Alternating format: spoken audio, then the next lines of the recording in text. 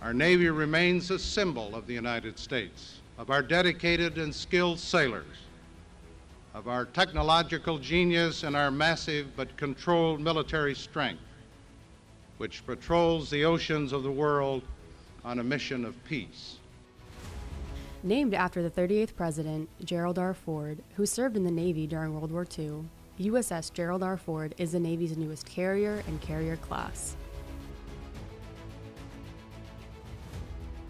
Undoubtedly, the foremost event that led to Gerald Ford joining the Navy and enlisting in the Navy was the Japanese attack on Pearl Harbor and the U.S. declaration of war on Japan.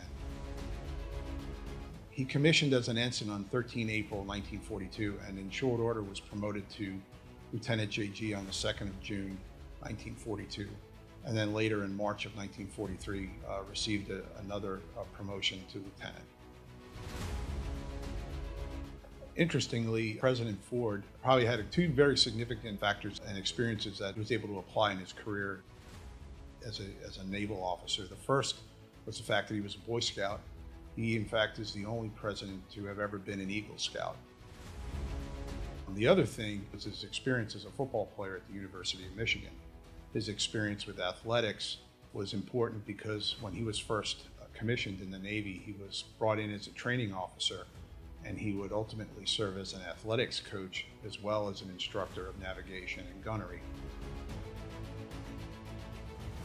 Ford's naval service is indicative of his generation in that they answered the call to service, performed their duties honorably, and then went on to live a life that was of merit through his political career, both as a member of the House of Representatives, ultimately as Vice President and President.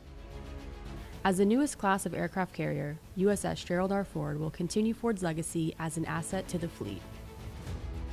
For more information, visit history.navy.mil.